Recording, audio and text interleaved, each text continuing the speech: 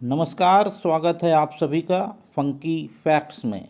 आज हम आपको बताएंगे हर्ड इम्यूनिटी क्या होती है और ये कैसे विकसित होती है। हर्ड इम्यूनिटी को सामुदायिक प्रतिरोधक क्षमता कहा जाता है।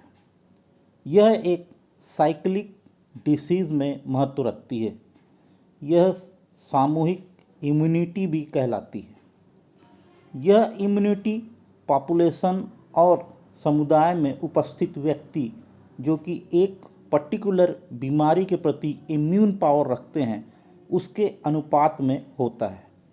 यदि सामुदायिक प्रतिरोधक क्षमता अधिक है तो पॉपुलेशन या ग्रुप में उपस्थित ज़्यादा व्यक्ति रोग के प्रति प्रतिरोधक क्षमता रखते हैं, जिससे यह रोग सिर्फ समूह में उपस्थित संवेदनशील व्यक्ति तक ही जा पाता है।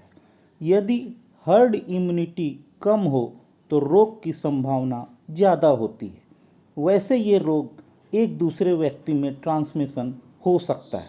यदि हर्ड इम्यूनिटी अधिक हो जाए तो पूरी पॉपुलेशन के साथ संवेदनशील व्यक्ति भी रोग से संक्रमित नहीं हो पाता।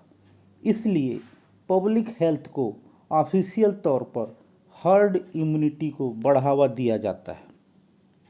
सीधे सीधे तौर पर कहा जाए तो इस प्रकार की इम्यूनिटी का मतलब होता है कि व्यक्ति जो वायरस से इन्फेक्टेड होकर स्वस्थ हो चुका है और उसके शरीर में एंटीबॉडीज़ का निर्माण उस वायरस के प्रति हो चुका है, अब वायरस उस व्यक्ति को फिर से संक्रमित नहीं कर पाएगा।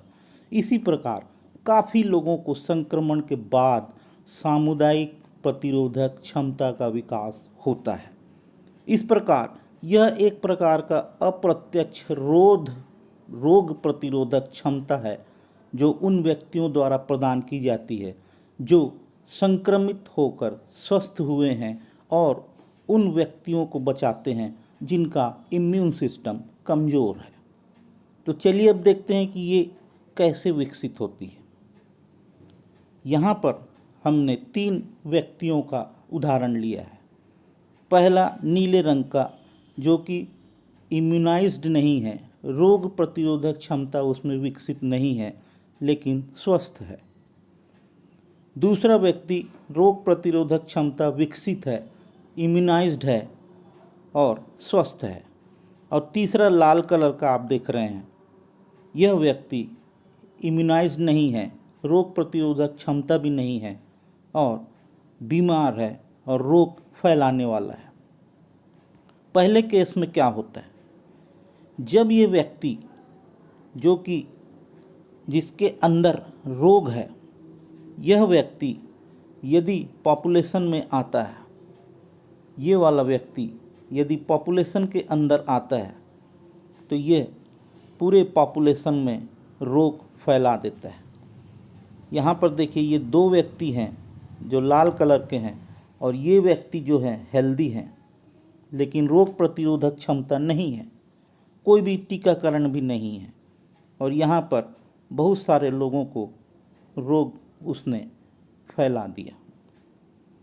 तो पॉपुलेशन में ये रोग फैलने वाली स्थिति कहलाती है। दूसरे कंडीशन में क्या होता है, दूसरे कंडीशन में